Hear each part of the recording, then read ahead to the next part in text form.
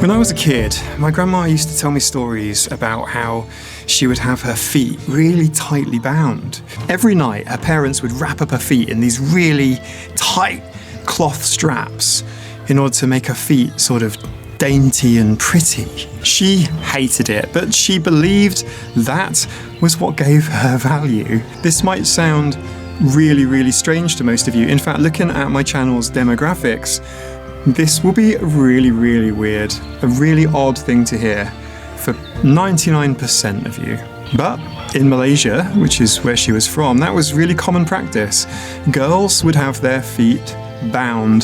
This practice went on for centuries. That's what made them dainty, that's what made them beautiful, and it was entirely cultural. And my grandmother hated it. She absolutely hated it, but she believed right up until her very last days that this is what made her valuable. My grandma absolutely loved me. I could do no wrong, even with my my size 11 duck feet.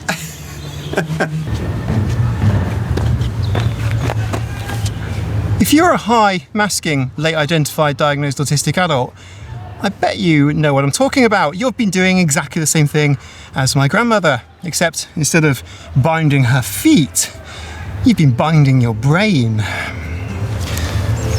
You know what? That really, really stuck with me.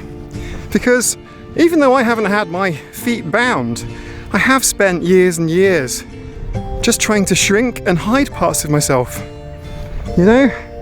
To fit the mold of what I think would be more acceptable, right?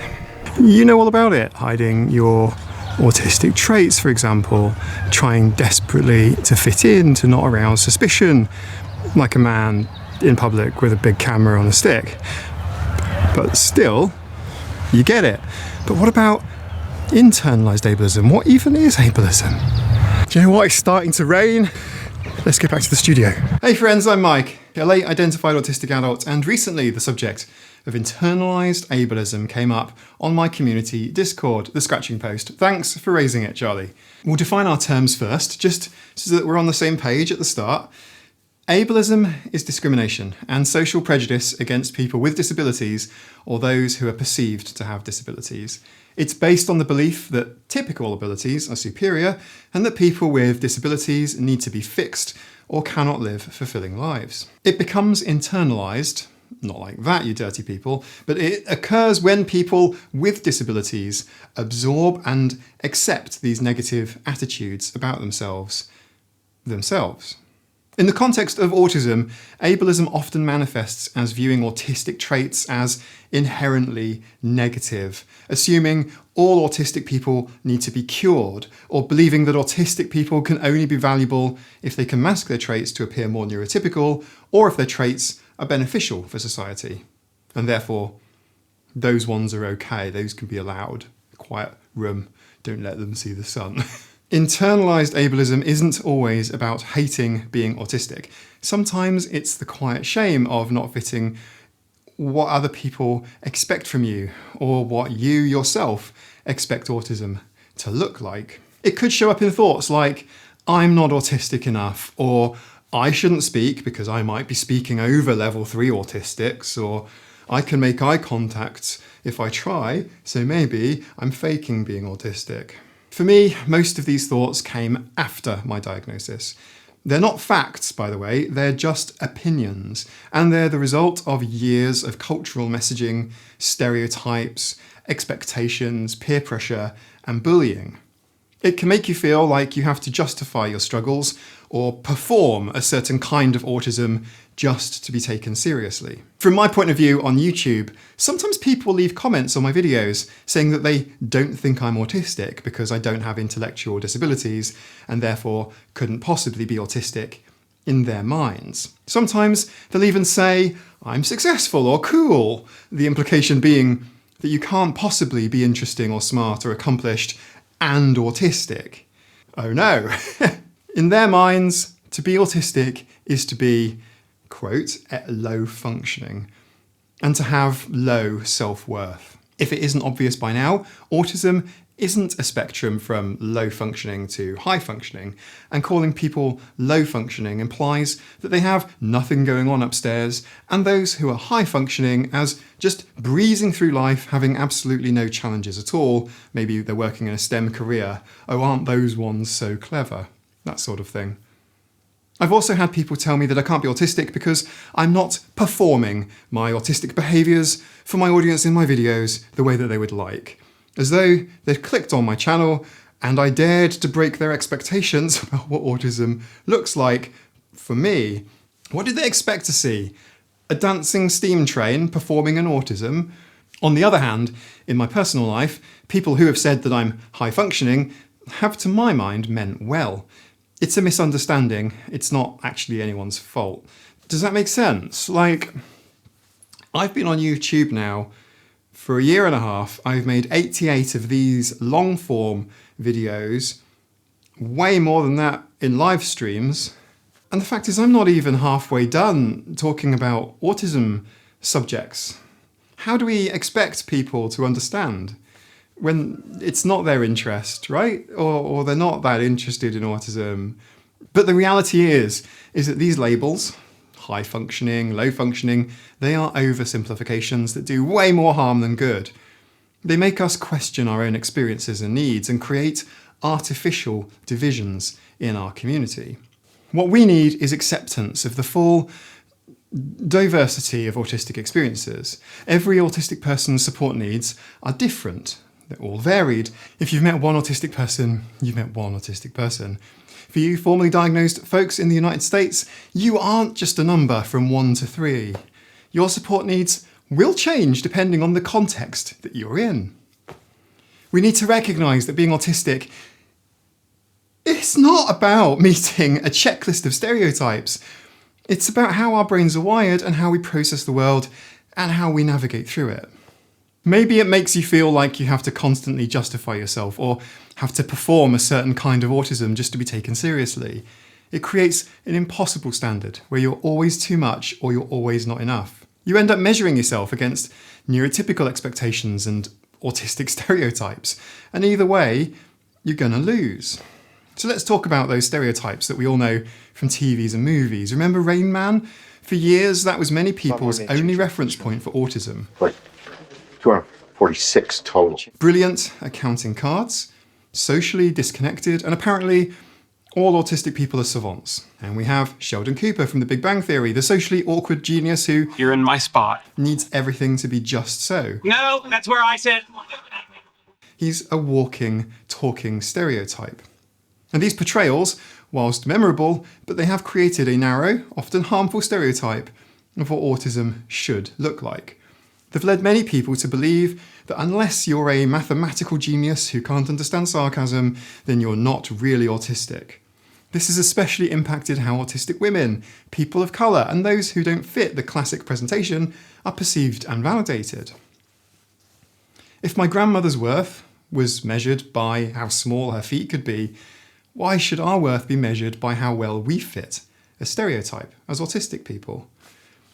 The reality is that autistic people are as diverse as neurotypical people. We're not all scientists or savants. We're artists and writers and teachers and crafters and parents and everything in between.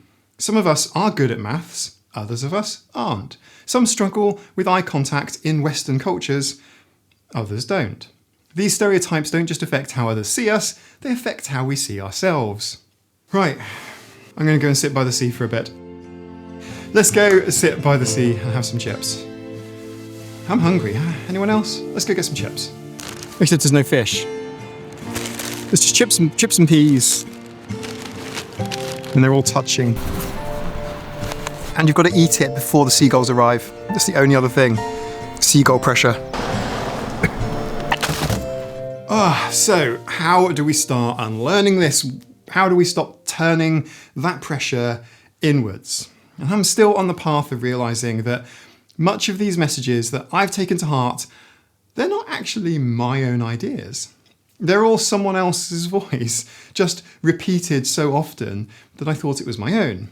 When I make YouTube videos, I'm trying to present my ideas as clearly as I can for each film, but some people will still take offence at my YouTube video masking, I guess.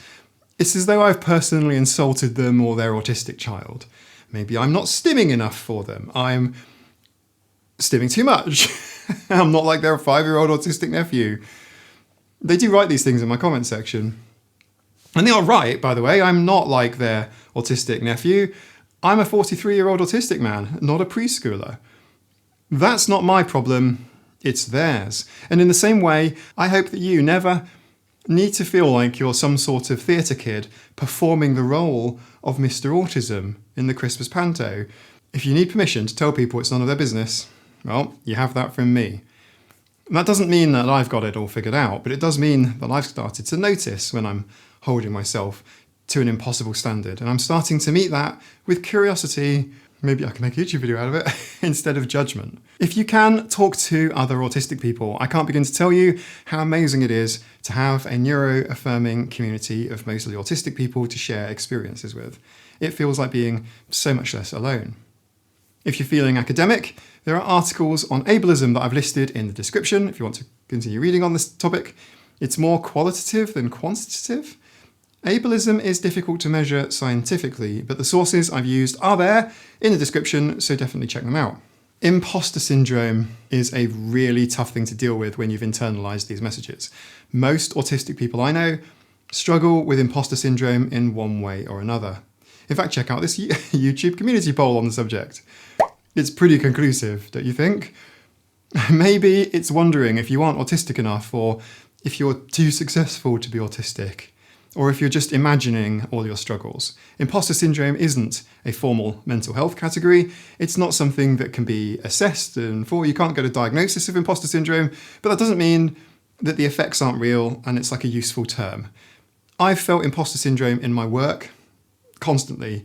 It's probably the number one overriding emotion that, as a software engineer, I've always felt more than anything else. And it's also why I feel a sense of perfectionism. I'm never actually happy with anything I do. And by uploading at least one long-form video to YouTube every week, this is before it's ready, even this video, I've uploaded this before I'm happy with it. And that means that I'm challenging my imposter syndrome. I'm trying to prove to it that done is better than perfect. If I was waiting until I was happy with my work, I'd probably upload 4 times a year.